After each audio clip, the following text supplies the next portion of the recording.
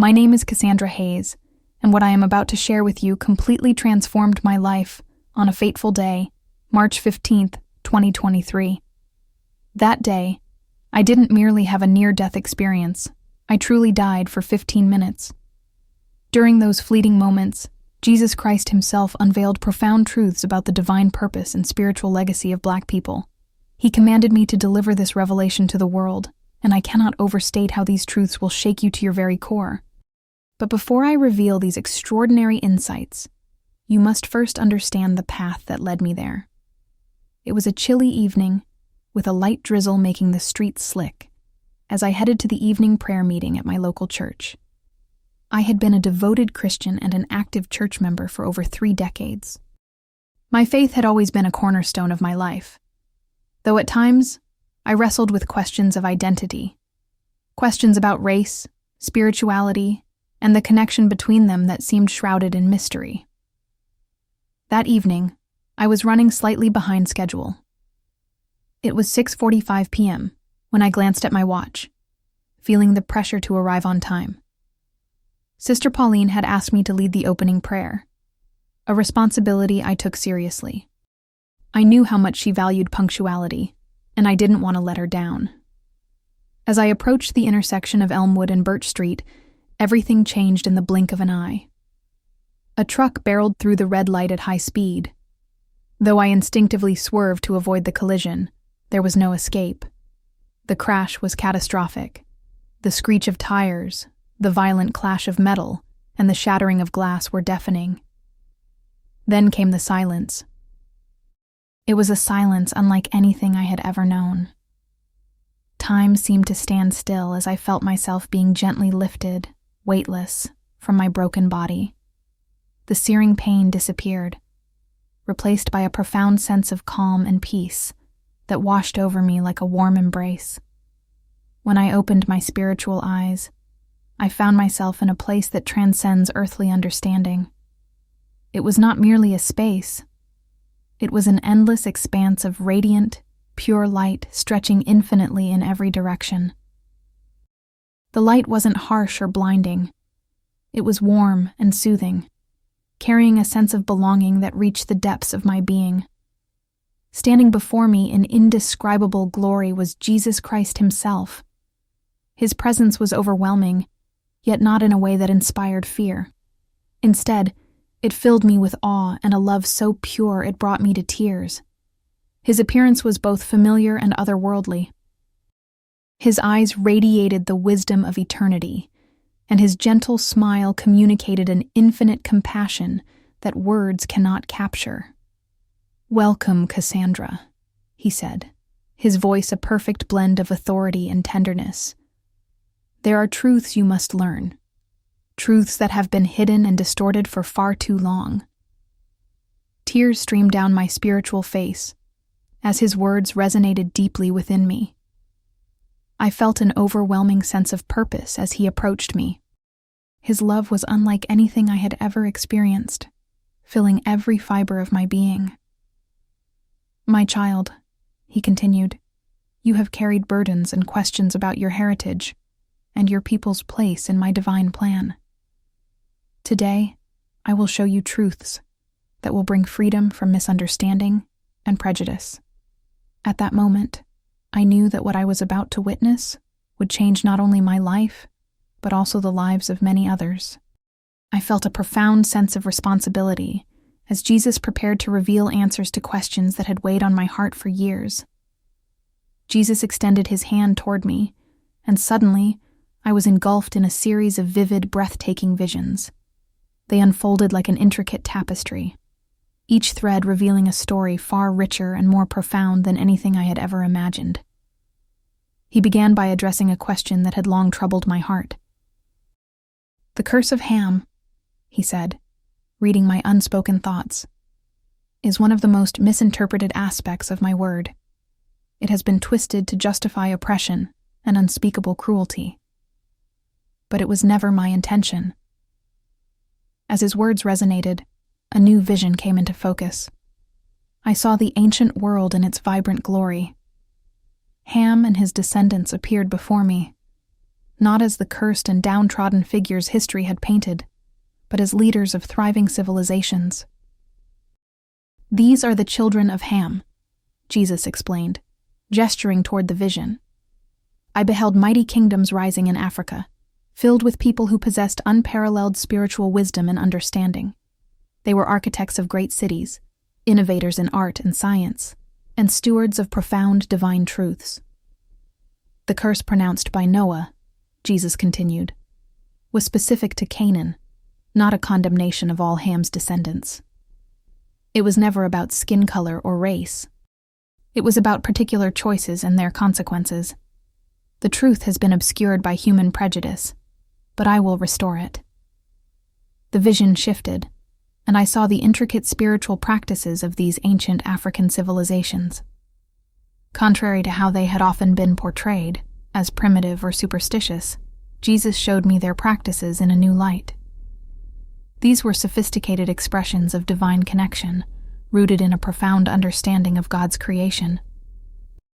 "Your ancestors," he explained, "were among the first to see my hand in the natural world. They recognized the sacred in all things and understood the interconnectedness of creation under my authority. This was not a curse, but a blessing, a gift of profound spiritual sensitivity." The images continued to unfold. I saw priests and prophets in flowing garments standing at the center of bustling cities, teaching truths about the divine that aligned perfectly with God's word. I saw rulers and scholars who sought to lead with wisdom inspired by their deep communion with God. "These were not primitive people," Jesus said, his voice filled with both pride and sorrow. "They were philosophers and theologians, pioneers of spiritual understanding. Their wisdom influenced nations far and wide, even those mentioned in your scriptures." I watched as the story of the Queen of Sheba came alive before me. She wasn't just a curious monarch visiting Solomon. She was the heir to a lineage of African rulers who pursued divine wisdom with fervor. Her journey wasn't merely to witness Solomon's wealth. It was a meeting of two great spiritual traditions, both anointed by God. "Your people's heritage," Jesus continued, "is one of immense spiritual depth and strength. The narratives of inferiority imposed upon them are not from me. They are lies born of human ignorance and sin." And the vision then shifted again, this time to scenes of worship. I saw the communal gatherings of ancient African communities, their voices lifted in powerful harmony. They prayed and sang, their worship an offering that engaged the whole person, mind, body, and spirit. They understood, Jesus said, what it means to worship in spirit and in truth. They knew that worship is not confined to buildings or rituals. It is a way of life, a constant communion with me. This understanding has been passed down through generations, even through the darkest chapters of history. The images left me breathless. I had never seen my heritage portrayed in such divine splendor. I realized, for the first time, that the stories of inferiority and marginalization were not just wrong. They were a direct attack on a sacred legacy. "Cassandra," Jesus said, his eyes meeting mine with a depth that pierced my soul. "Your people's story is not one of shame, but of glory. Their history is a testament to my power to preserve and redeem what others have sought to destroy. This truth must be known." At that moment, I felt an overwhelming sense of purpose. I understood that the revelations Jesus was sharing were not just for me, but for the world. The time had come for these truths to shine brightly, dispelling the darkness of ignorance and prejudice. As Jesus continued to speak, his words carried me through the corridors of history, unveiling the resilience and spiritual strength of my people in the face of unimaginable suffering. "The legacy of faith your ancestors carried," Jesus began, "was tested and refined through fire. Even when the forces of the world sought to strip them of their humanity, they held fast to their divine connection. What they endured was not punishment but preparation for a greater purpose." The vision shifted, and I found myself standing amidst a harrowing scene. the decks of slave ships crossing the Atlantic. The air was thick with despair, the cries of anguish nearly unbearable. But even here, amidst the darkness, a light flickered. I heard voices, soft at first but growing louder, lifting prayers and spiritual songs that transcended their suffering. These songs, Jesus said, were more than cries for freedom. They were declarations of faith, expressions of hope in a God who hears even the faintest whisper of his children. The spirituals born in this time carried truths that would resonate through the ages. I saw secret prayer meetings held under the cover of night, deep in the woods or hidden in plain sight. These gatherings weren't just acts of resistance, they were profound spiritual fortifications. The ring shouts, the coded hymns, and the whispered prayers were all threads in a tapestry of unbroken faith. Your people's connection to me, Jesus said with deep emotion, could not be severed, not by chains, not by whips, not by any force of man. Their worship was a lifeline, a declaration that my light shines even in the darkest night. The vision continued, revealing the ways in which the African spiritual heritage adapted and endured during slavery. Though stripped of their land, names, and languages, the essence of their faith survived. I saw how they infused their understanding of the divine into the Christianity imposed upon them, recognizing the truths within it and making them their own. They saw me in the stories of deliverance, Jesus said. They identified with the Israelites in Egypt, with the God who parts seas and topples oppressors. They clung to these truths and proclaimed them through their worship and testimony. The scene shifted again, this time to the era of emancipation and the rise of black churches. I saw congregations filled with joy and fervor, their voices ringing out in songs of praise and hope. The emphasis on experiencing God's presence, on testimony and community, was unlike anything I had witnessed before. This, Jesus explained, is not emotional excess, as some have claimed. It is worship in spirit and in truth. Your people preserved an understanding of my presence that many others had forgotten, a worship that engages the whole person, bringing mind, body, and spirit into harmony with me. I watched as the Black church became a cornerstone of community, a place where not only spiritual needs were met, but social and practical needs as well. Feeding the hungry, clothing the naked, and advocating for justice weren't just charitable acts. They were extensions of worship, a continuation of the ancient understanding that love for God cannot be separated from love for neighbor. Their resilience, Jesus continued, was not just human determination, but a manifestation of divine power. The same power that raised me from the dead was at work in them, enabling them to endure, to forgive, and to love even in the face of hatred. The final vision in this chapter brought me to tears. I saw my ancestors standing tall, their heads held high despite the weight of oppression. Their prayers, their songs, their unwavering faith were like candles in the darkness, illuminating the path for future generations.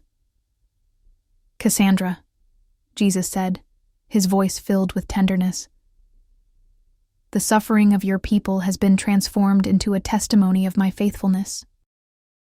It is a beacon of hope, a reminder that even in the deepest valleys, I am there. Their story is not one of defeat, but of triumph, a triumph that reflects my own victory over sin and death. As I absorbed these truths, my heart swelled with both pride and responsibility. I knew that the strength and wisdom of my ancestors were gifts not just for their descendants, but for the entire world. Their story of resilience was a testament to the unshakable power of faith, a light that could guide others through their own struggles. Tell their story, Cassandra, Jesus commanded. The world needs to understand that the resilience of your people is not just a historical fact.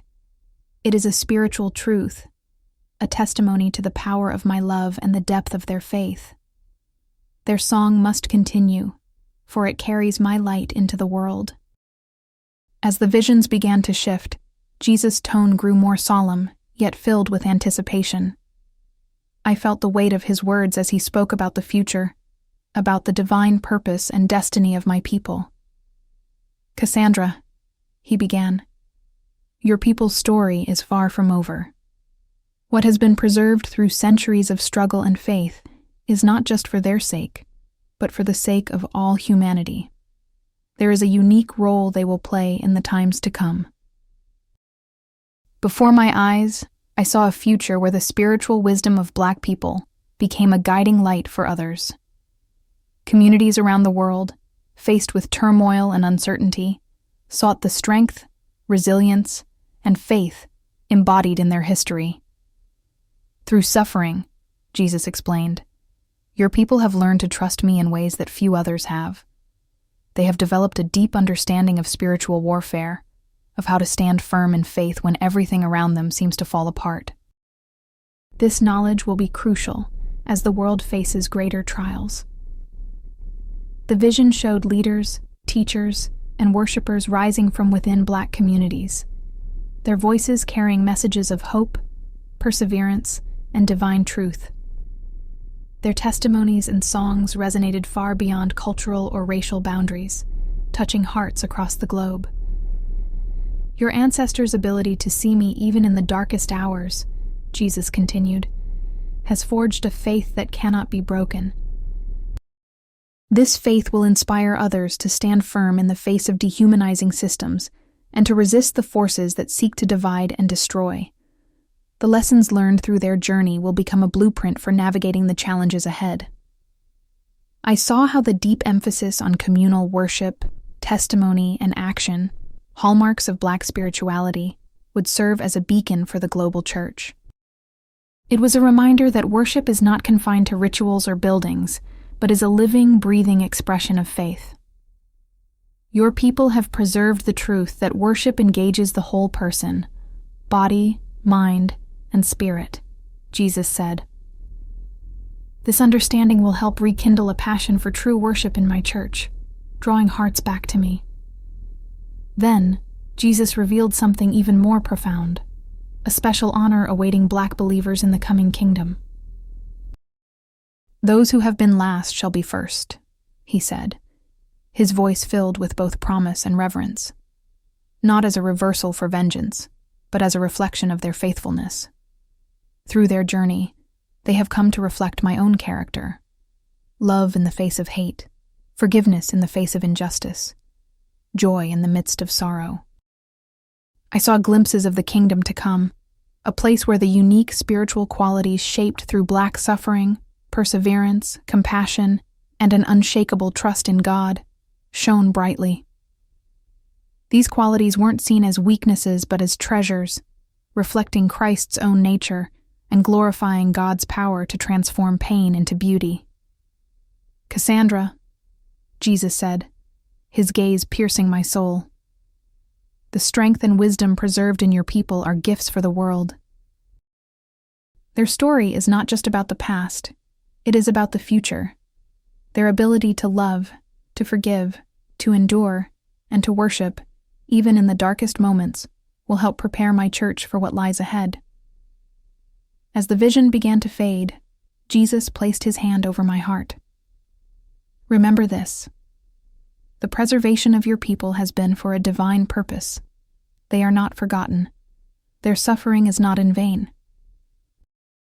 And their story is a testimony to my power to bring life out of death and victory out of despair." Finally, he gave me a message to share with the world, his voice filled with both authority and tenderness. "Tell them," he said, "that the time of misunderstanding and distortion is ending. Tell them that Black people's spiritual heritage is not a curse, but a blessing, not a burden, but a gift, not a shame, but a glory." Their story is one of hope, a hope that all believers can draw from in these times and the times to come. As I felt myself being drawn back to my body, Jesus spoke one final word. "Share what you've seen and heard, Cassandra. The world is ready to hear these truths. The awakening has begun, and the light I have placed within your people must shine fully." For it is not just their light, it is my light, shining through them for all to see. I woke in the hospital with tears streaming down my face, my heart ablaze with the truths I had been shown. The doctors called my survival a miracle, but I knew it was something far greater. It was a divine commissioning, a holy mandate to share the profound wisdom and destiny revealed to me. The story of my people is not one of despair, but of triumph. It is not a story confined to the past, but a revelation of God's purposes for the present and the future. Through their journey, I have come to understand that what the world saw as weakness, God has turned into strength. What the world tried to silence, God has amplified. And what the world called a curse, God has transformed into a blessing for all humanity. This is the message I carry to the world, that no matter how dark the night, God's light shines brighter. And through the testimony of my ancestors, that light will continue to illuminate the path for generations to come.